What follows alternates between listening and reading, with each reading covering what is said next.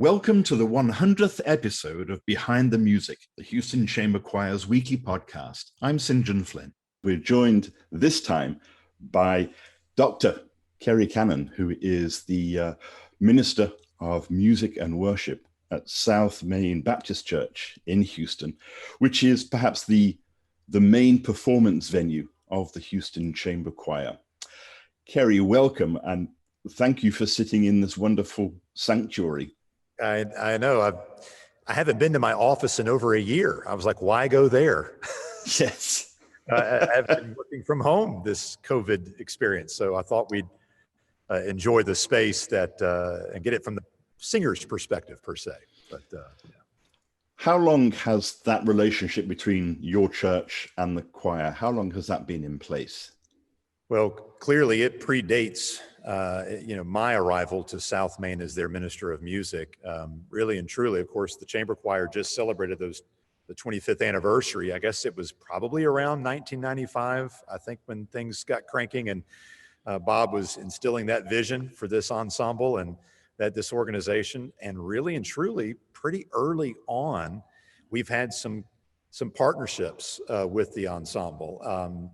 I know that my predecessor, Thomas and Brenda Coker, Thomas was the minister of music here. They both sang in the ensemble. We've had some other choir members who've been a part of the ensemble through the years.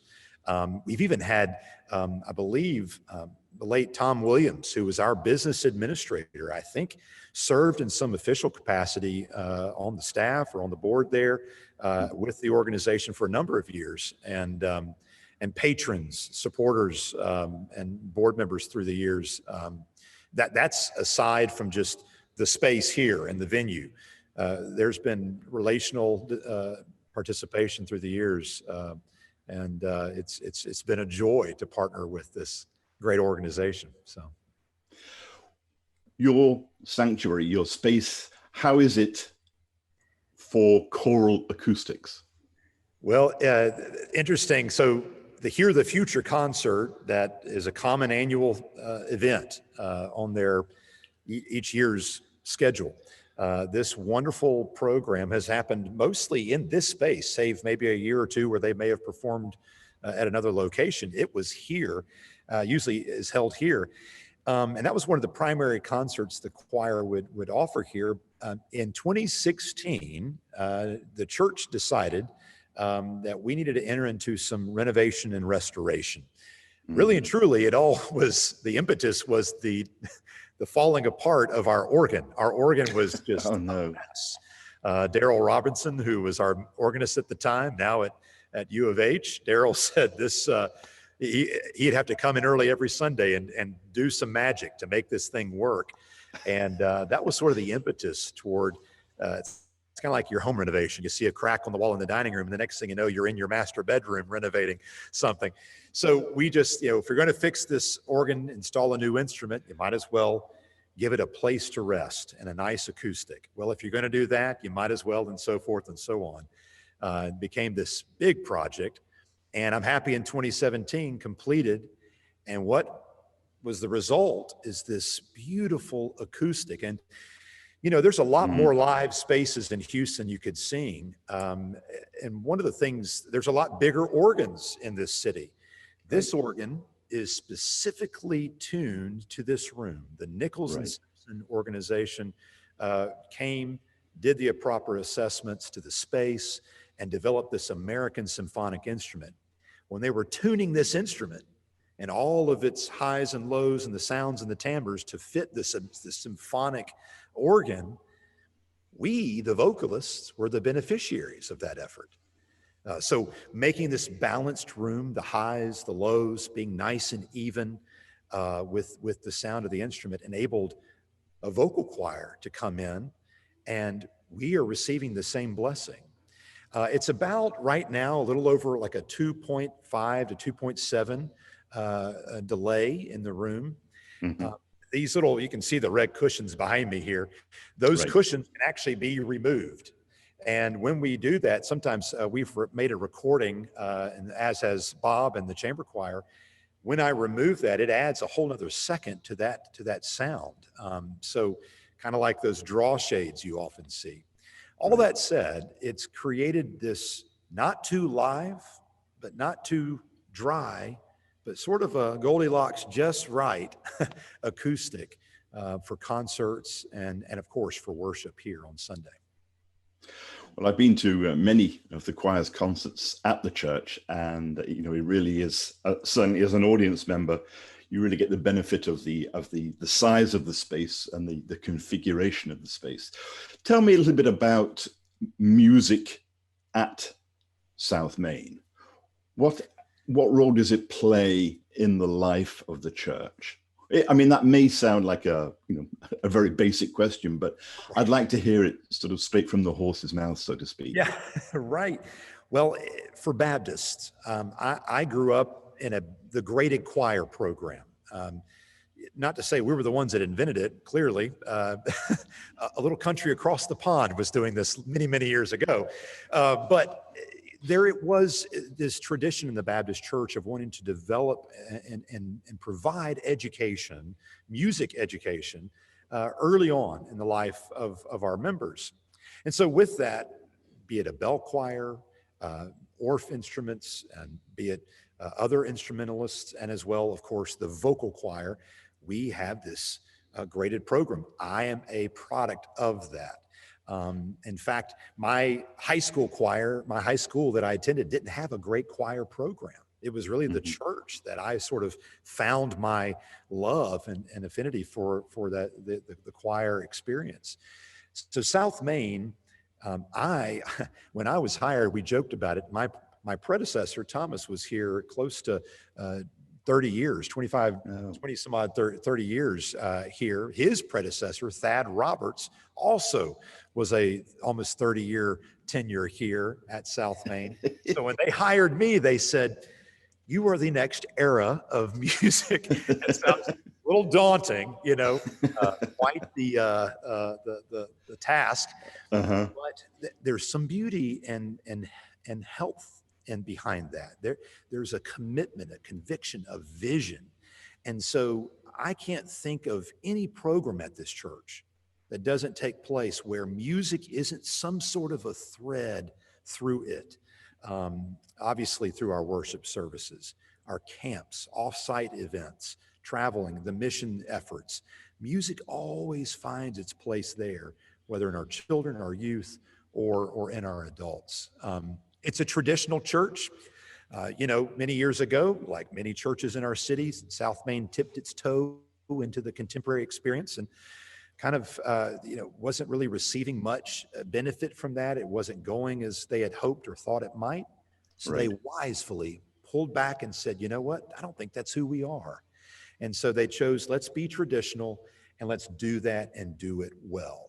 And in so doing, a church can rally behind that mission and that vision, invest in a beautiful organ, invest in building and developing a great choir program. So when I arrived, that engine was already running. Thomas had a wonderful program, countless choirs, both bells, instruments, as well as voices, and just took the reins and kept it going. So.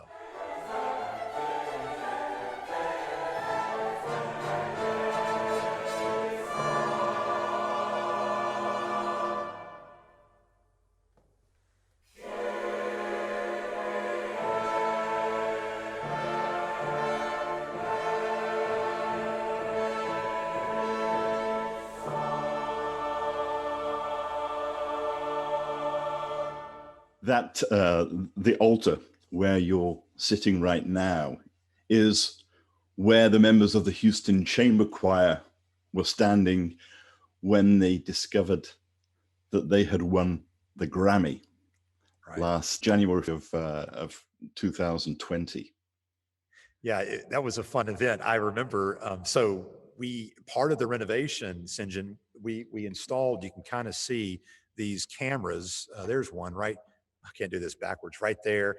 There's one on the other side. There's one right in the middle in the back under the balcony, and there's a couple up in the organ chamber. And sometimes when the chamber choir performs, I slip in the back to the broadcast room to see the different shots they're getting, and sometimes to help them when I know what musically is going on.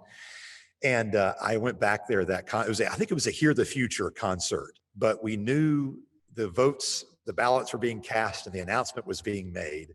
And I caught wind that it was going to be announced. The choir did not know. So I slipped back to the broadcast room. I said, guys, get the shot. We got a moment coming when the announcement was made. Of the new year. And it's an extra celebration because we just got word that the chamber choir won the Grammy.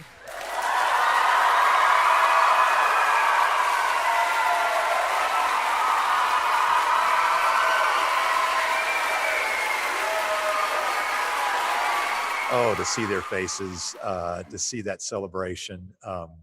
What a day, what a year, what a way to go out with celebrating 25 years of an organization, but by winning that Grammy. It was a great moment. Let me ask you, as somebody who has a DMA, a doctorate in musical arts, and has spent most of your life either singing in choral ensembles or conducting choral ensembles, what do you think of the Houston Chamber Choir? For your trained ear, how does that choir sound? Well, I think I know the answer, but yes. How do you respond to the sound of the choir? I'll never forget my first year here.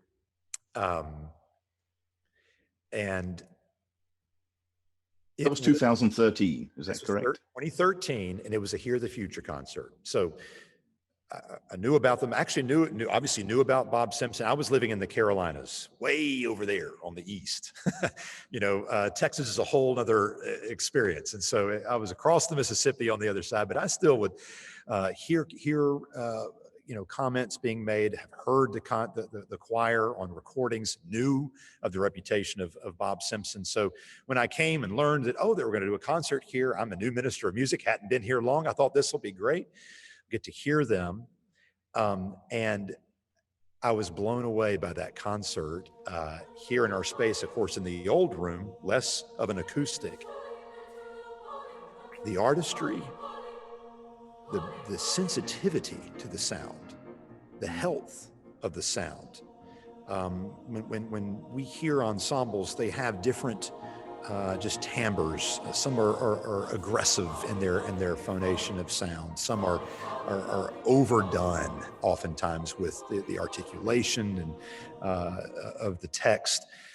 There was just this beautiful blend of artistry, of tone, full breath. And I don't know if it was just his gesture with Bob and just his rapport with the ensemble, but as a tall guy myself, I was appreciative of seeing those arms up there. I just sat back and was blown away at that Hear the Future concert.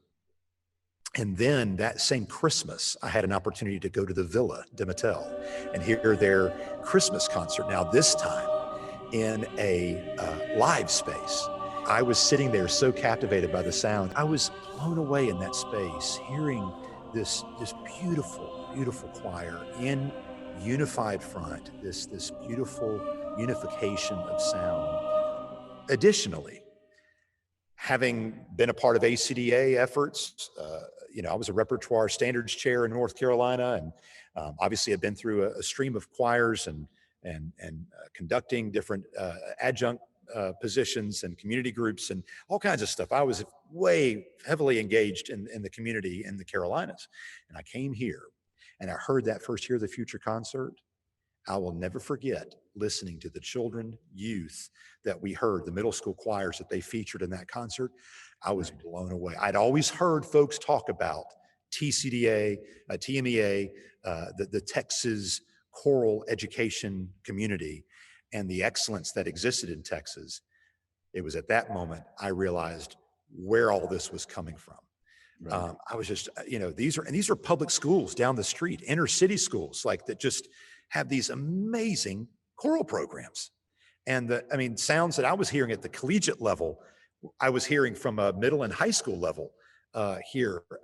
So that was quite the moment for me when I arrived in Houston. It's like, okay, buddy, time to pick it up a notch here. So, and we've mentioned the Hear the Future concerts several times, and perhaps should explain that this is an annual event put on by the Houston Chamber Choir. It's a choral invitational, a clinic and concert for, as you mentioned, for elementary, middle school, and high school choirs and their choral directors.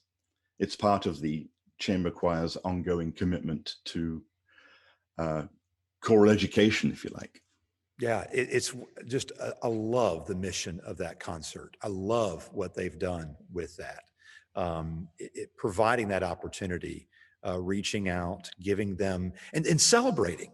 I mean, you think about, and of course, gosh, today we would give anything to have the memory, remember, of these youth, these students going through the regimen of their weekly, daily rehearsals and getting ready for their concerts, getting ready for the competitions, having opportunities like Hear the Future, that invitational. But it's a way to celebrate the effort, put in by their directors, the vision of their directors, and the implementation of that choral art through these young lives.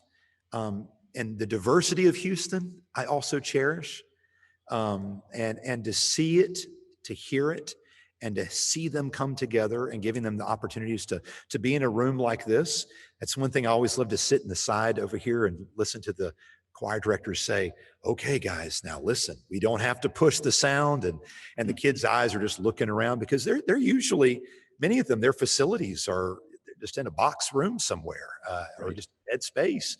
And to get an opportunity to come into this space, this beautiful sanctuary, and to celebrate the work and the effort and the time that they've put in, it's a special event. And each year, different choirs from different parts of the city coming in. It's a really cool event, and I'm glad we've been able to play host for that.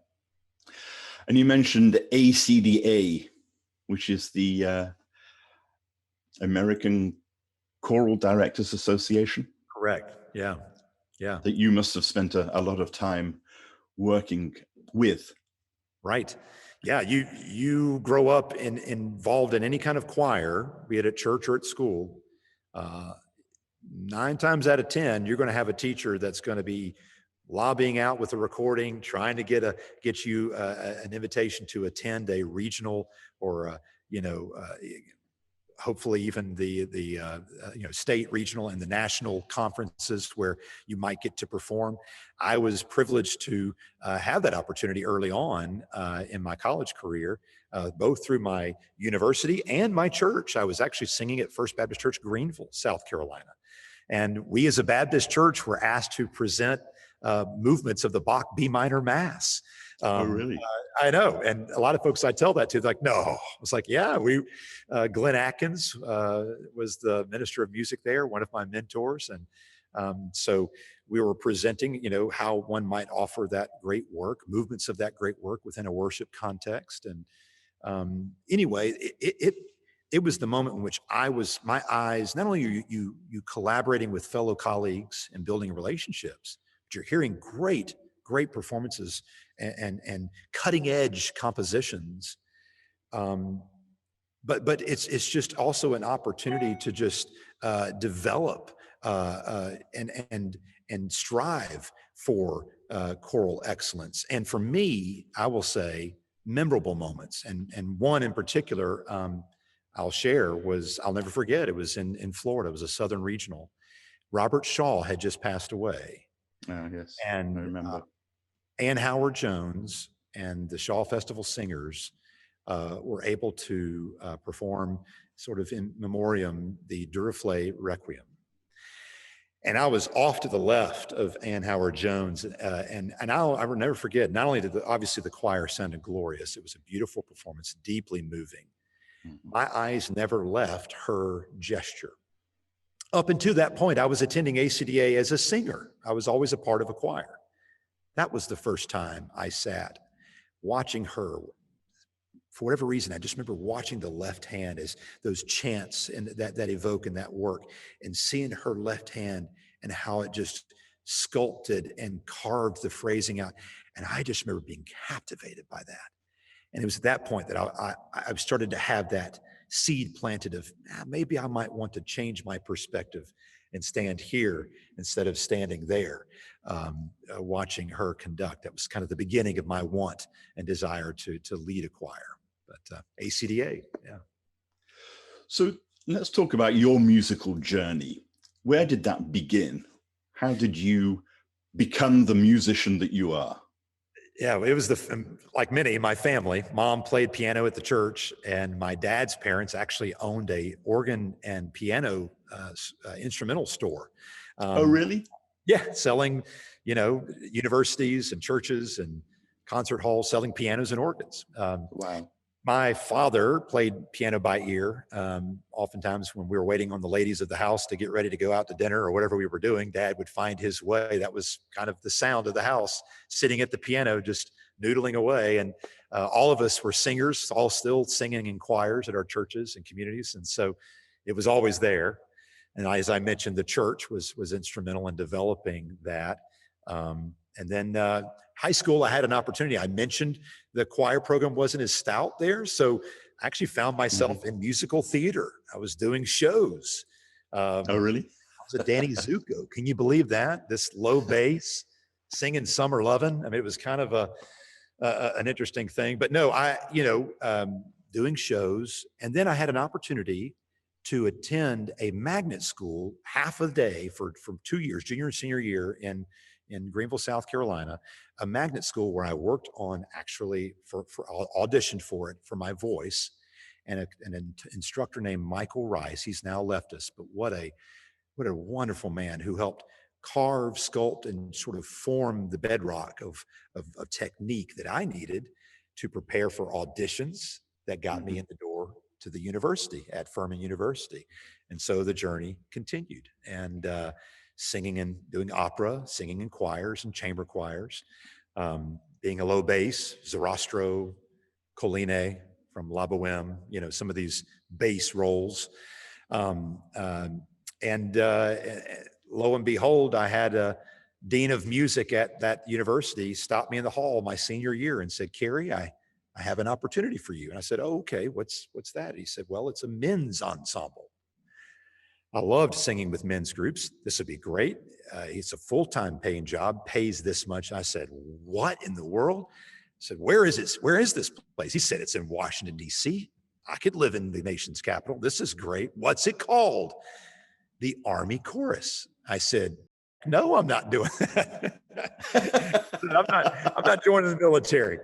I went home and told my parents, and they looked into it. We all did, and said, "I think this is a pretty good opportunity." And at that time, I didn't know much about the military music experience, and that became pretty instrumental and formational in my musical career. I auditioned for the Army Chorus, all male ensemble there in DC, and that was in 2000.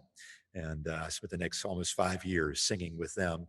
And it's where I met my wife, and the life and family began. So did you have to go through basic training? Of course, yes, yeah. And as a I'm in there as a singer. I'll never forget one night the drill sergeant walks in, and he throws open the door. It's like 4 a.m. We all get out of the beds. We're standing at our next to our racks, and he says, "I can't believe this." And he starts yelling, and we're all like, "Oh no, what happened?" And he said, "I've seen infantrymen. I've seen all these different types of, I have never seen this. I just looked through our papers, and you know what, boys? We've got us a singer." And immediately I was like, "Oh no, this is not good." And they laid into me for about a week. But I was one of the oldest guys in the platoon. So eventually I became a leader in the group, and it was just a great experience. But St. John, I did not know, why is a singer in basic training sitting here in the mud with guns being shot up, going through gas chambers? Like, what am I doing? And I'll never forget, walked in the barrack after where everybody was going to bed. I was the platoon guide. I was the last one to the bed. And it was right before our field training exercise where we were deprived of sleep and food. And it was an intense 3 days, and they were scared. We all were. And one of them said to me, "Hey, Cannon." I said, yeah. He said, "Could you sing us something?" And I was like, "What?" I said, what'd you say? He said, "Sing something."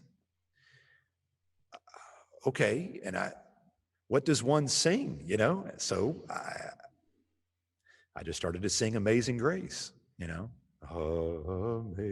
that a low version of Amazing Grace. And I started to hear, you know, just sniffles and sobs. And I thought in that moment, I was like, now I know why I'm here. And of course, within the year of me reporting to DC, 9/11 happened and the Pentagon was hit. And our job book, our military job book, increased exponentially. And I've said this before, we were, that men's group and those military bands, we were weapons of musical diplomacy. We brought comfort to people in need of comfort, especially, gosh, in these volatile days, these days that we're in now, where we're so polarized. You know, we brought people together with this music. A beautiful story. You can ask a great conductor, Alan Kroll, actually was at Westminster Choir College for many years, but before there, he was actually conductor of the men's group that I sang in. And during the Carter administration, the Army Chorus sang a song during the peace summit between Sadat and Begin. Evidently, one of the Army arrangers that day before wrote a new piece of music, and he put a Jewish folk song and an Arabic chant, and he wove these two pieces together as a good composer, arranger would. Lo and behold, as Dr. Kroll was conducting the choir, the men's chorus, their eyes got this big, and one of the leaders, I forget which one, got up from his seat, walked behind President Carter to the other side of the table and embraced the other. This moment of unification and peace in a time of major violence between these two countries of Egypt and Israel. And literally while they were singing this song, that the counterpoint happening, he gets up from the table and goes and embraces him. Just beautiful moments in those 5 years I spent up in DC singing. We sang for the burial of Reagan out in Simi Valley. I was able to fly over there and sing for his burial. The dedication of the World War II memorial was a beautiful day. We got to do that. It just some really beautiful moments singing in that ensemble. You also sang at the National Cathedral in the men's choir? Yeah. It was a wonderful blessing of being in DC. So, you know, a lot of the music we were singing were patriotic numbers, pop tunes. And, you know, one of my colleagues in the choir said, "Look, if you want to keep your chops up, you want to keep the sight reading going, you might want to look at some other opportunities to sing in the city," which were available to us. And so at the time it was Doug Major, then it was Eric Suter, and then finally Michael McCarthy, who is there now. I auditioned with the Choir of Men and Boys at the Cathedral and sang evensongs and complines. And this old Baptist boy was learning a lot of Anglican liturgy, and just, of course, a beautiful space in the National Cathedral, and a lot of, sang for the burial of Catherine Graham, actually. So it's a funny moment. I walk in with the choir and I sit down, to sing, to get ready for the service. And there was this gentleman next to me, and I saw him. He kind of looked familiar, but I didn't know. And he got up for the prelude, and then he went over and picked up the cello, and he started to play the cello.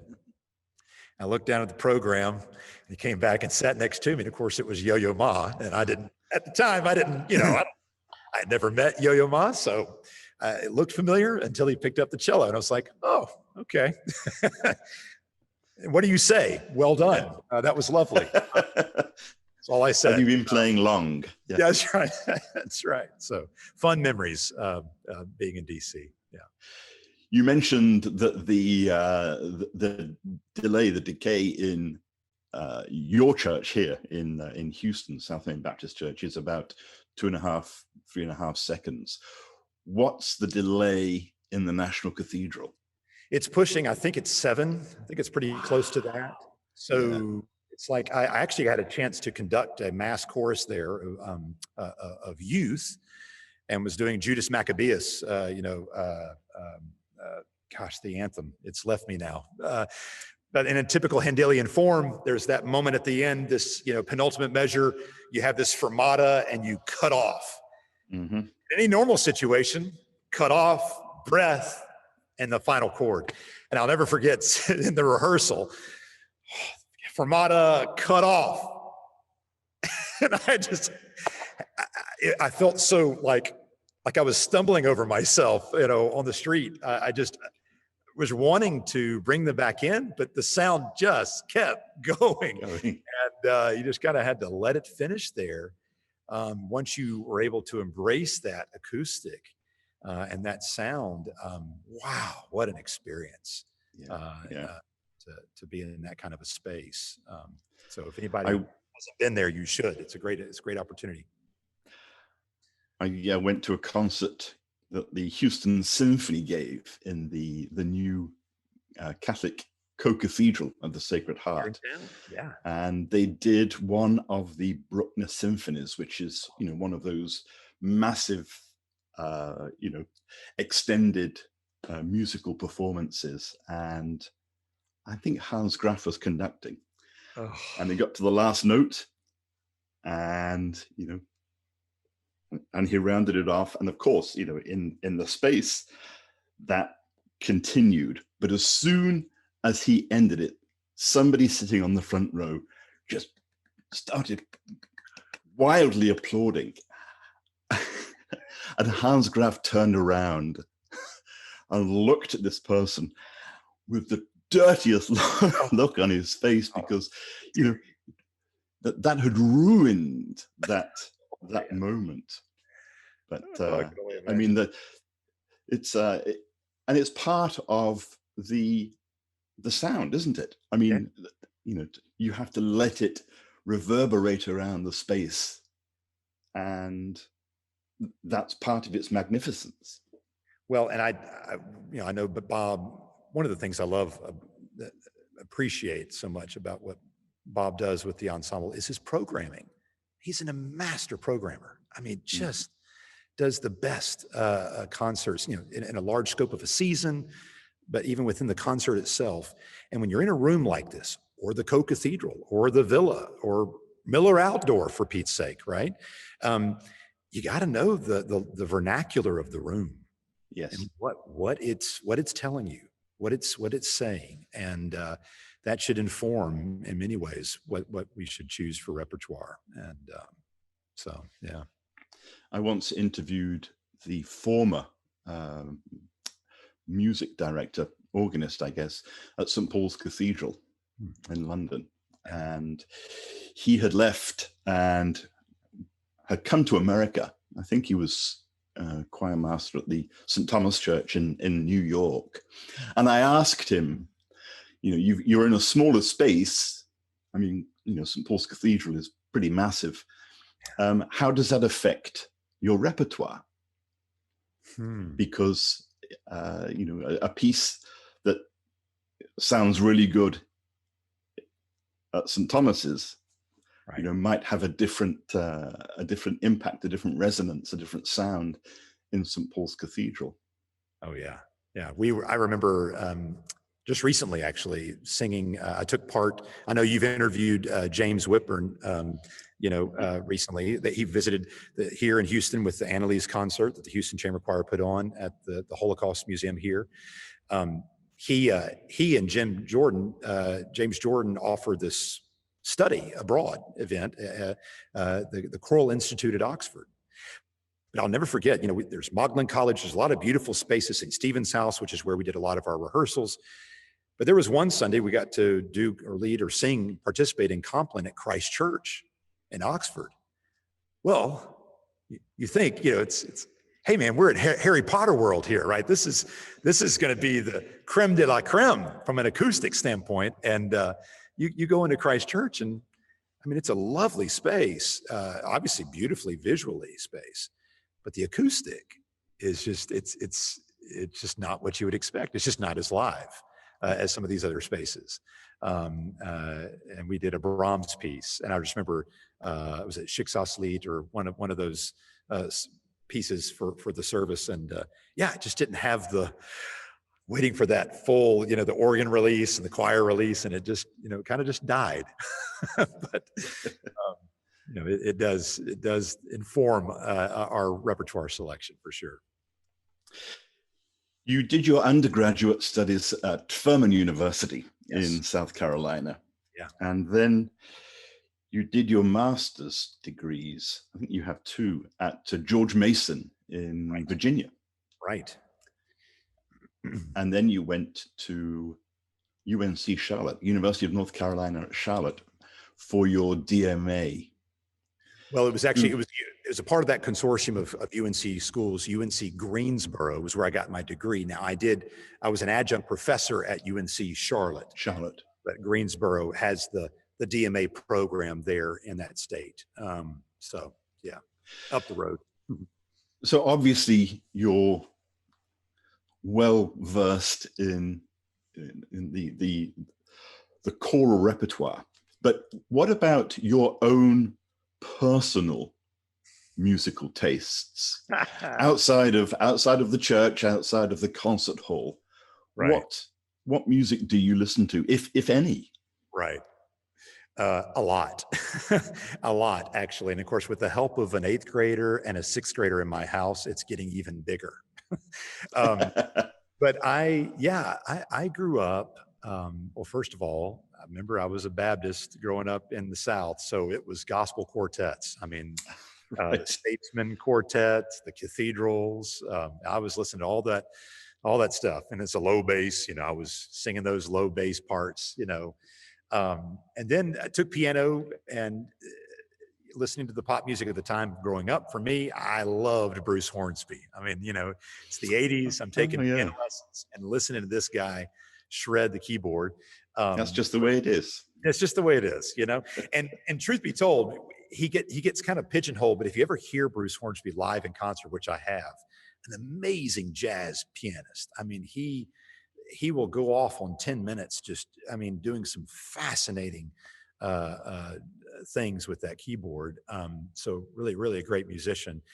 So imagining me being able to play like Bruce Hornsby, or another jazz artist for me that I have an affinity for, I love for, is Harry Connick Jr.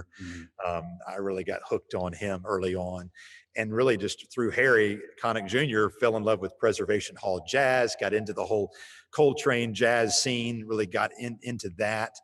All the while over here, there's a King Singers album, there's a Cambridge Singers album. So I'm doing some of this. My older brother, of course, so had an influence on me, and all he listened to was classic rock. So I had every Rolling Stone album, Led Zeppelin album, CCR. In college, I enjoyed listening to great guitarists like Stevie Ray Vaughan and Jimi Hendrix and Eric Clapton. So that's kind of where I am from outside of the classical realm, so to speak. But appreciative of R&B and some of the, one thing I know you may take this the wrong way. In South Carolina, we have a state dance. So the state actually has a dance that and there's national competitions for it. And it's called the shag. Mm-hmm. I know that word means different things in different parts of the world, but in this case, it's a dance, and it's a partner dance. All the movement is from the hips or the knees down. Kind of looks like a jitterbug. And I competed in this dance in middle and high school with my sister. I mean, we were winning. We're going to bars, and I'm a minister's son too, mind you. So my sister and I are going into these little underage, going into these bars and places on the coast in South Carolina, and we're competing. But all the music we dance to for that dance is that rhythm and blues music. The Clovers, the Ravens, the Drifters. Man, I love those groups. The Mills Brothers, some of these older, these older, the Tams, these old groups that just the vocal quartets and that rhythm and blues kind of feel, I also kind of enjoy. What music have you been introduced to by your children? Oh, golly. Well, I mean, you can't have a daughter in middle school and not have some introduction of old T Swift. So I've got to listen to Taylor Swift, right? Because I got to listen to Taylor Swift. Of course, I don't know the groups as much. I hear the songs. I wish I could give them to you, St. John, but I just can't pull them up. Usually it's on the way to a volleyball or baseball practice or game. It is the pump up time. Dad, can we not listen to your music? Can we listen to my music? Okay, they sync their phone up, and then, that's how I get exposed to this new realm of music. Yeah, it's a little bit more pop R&B-esque. So another aspect to your ministry is you have done recordings with the choir at the church. Yeah. We, in our library here, our archives are countless recordings. Thomas before me, and especially Thad before Thomas, was really big on, let's document these moments in our life and ministry here at the church. Recordings do a fascinating things for ensembles, let alone just the precision of achieving a recording. It's kind of like folks say, just audition anyway, even if you may not get the part, because it's just a good experience. I think getting a recording done is an amazing experience, and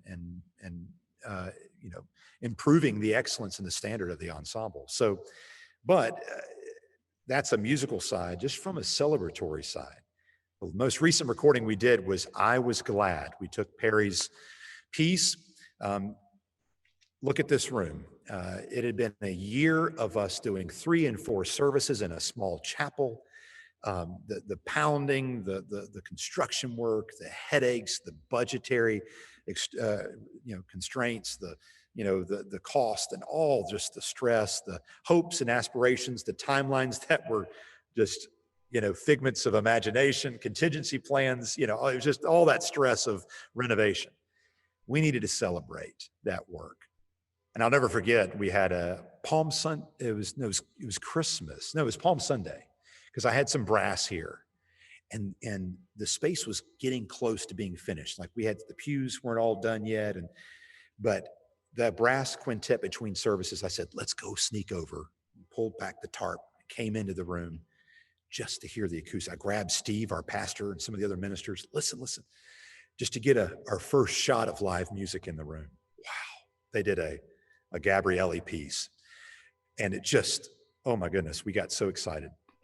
Even then, I was already thinking, when we dedicate this space, we need to commemorate this moment. And so we created that recording, "I Was Glad." And I just pulled through what our worship service would look like, the moment of praise, of reflection, of response and sending out, and kind of let that be my guide on for this repertoire selection for that album. And I wanted to also cover a stylistic gamut. So yeah, there's Perry's "I Was Glad" on that recording. Randall Thompson, Americana piece, Randall Thompson, "The Last Words of David." At the time that, it's left me, but a gospel piece that we chose for that day to send out. And of course, wanted to feature this beautiful instrument. Yuri, had a solo moment on the recording as well. Finlandia, he did. And so just really proud of that recording. And "Grace Before Sleep," that Teasdale text. I love Sarah Teasdale so much. I think many of us choral folks do. She's been introduced to us by so many great artists. How can our minds and bodies be grateful enough that we have spent here in this generous room this evening of content? Each one of us have walked through storms and fled the wolves along the road, but here the hearth is wide and warm. And for this, O Lord, we bless and we thank you this night. That poem, that text, I thought fitting given the space. Of course, the I was glad, maybe come into the house of the Lord is how the recording opens. It's a wonderful anthem, isn't it? Oh gosh, that we actually sang that one of the last concerts in here before the pandemic with a combined festival. We had we called it the Main Street Festival. I love to collaborate. I love to bring people together. Mm-hmm. We had 4 different churches, 4 different denominations, 4 different choirs: Christ Church downtown, St. Paul's, First Pres, and South Main. We all came together. We were, shoulder to shoulder on this platform, spitting on each other, singing these songs. And one of them was that Perry, I Was Glad. Chris Betts down the street at St. Paul's, he conducted that one. That was a great moment. Those 200 some odd voices singing that opening chord with the organ. It was great.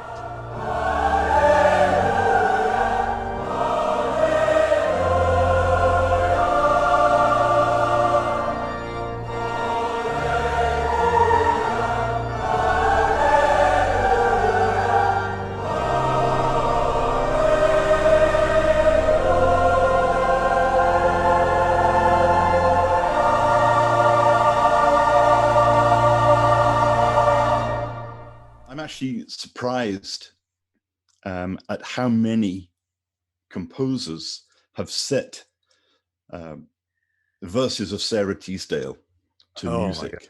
She was the first, I think she was the first woman to win the Pulitzer Prize for poetry. I think you're right. I think it was awarded posthumously. That's right. But her death, yeah. She just has this innate ability to get us at the core. I mean, she was going through so much strife and pain and wrestling, obviously, within herself, but in her relationships, of course, but just her poems just evoke. I mean, I mentioned that Oxford Institute. That was the first time I got to, the Williamson Voices were singing, and that was the choir we were able to conduct, and some of my fellow conductors, the students there, chose that Only in Sleep poem. Mm-hmm. Oh my goodness. We all just traverse back to our childhood, whether you played with dolls or not. We all are there at the top of the stair, and she just has that innate ability to just transport us. I think, and I'm a big proponent of starting with texts. The text is the drive for me. And that is often the impetus for me. But Sarah Teasdale does it for us for sure. And Eric's Essenwald, I think, has a wonderful setting of sleep. Yeah, it's beautiful. So many great choirs have recorded that. Yeah. Look, Carey, it's been an absolute pleasure to talk to you. You have such a varied, fascinating, interesting life in the choral world, but also in all these other worlds as well, the military and the cathedrals and now at South Main Baptist Church. Thank you very much for sharing your expertise and insights with us, and thank you for hosting the Houston Chamber Choir, because that really is a wonderful space, and it's wonderful to know that South Main Baptist Church has somebody like you in charge of their music and the musical life of the church, because the Houston Chamber Choir benefits from that as well. Oh, thank you. The doors of this church are open, and that's how I want to be in terms of the community of Houston, and especially with this chamber choir, which also, might I add, the fact that every one of those singers is from Houston. I love it's a homegrown choir, and but just to open the doors for that ensemble, for this community. It's an honor and privilege for me to be in this place. And it was an honor and privilege to have this time with you. All we needed was a little bit of Texas barbecue for this conversation. I think some tacos, maybe we'd have been good. This was great, St. John. So thank you. Well, you're a son of the South, from South Carolina, and I lived in Georgia for bless your heart. Gosh, over 15 years maybe. So barbecue. I have my palate is used to barbecue. That's right. You know it. Yeah. Carey, thank you very much again. We appreciate it. Absolutely, St. John. It was an honor. And thank you to everybody who supports the Houston Chamber Choir as a subscriber, patron, as a viewer, as a listener, as a concert goer. We really appreciate it. I'm St. John Flynn, and this is Behind the Music. Thank you for joining us. The Houston Chamber Choirs with One Accord is your one-stop shop for choral joy. If you enjoyed this podcast, help us to continue our mission to grow the esteem and appreciation of choral music by sharing, reviewing, and subscribing to our content. As a 501c3 nonprofit, support from listeners like you allows us to continue making new and exciting programming. For more information about us and how you can support our work, please visit HoustonChamberChoir.org/give.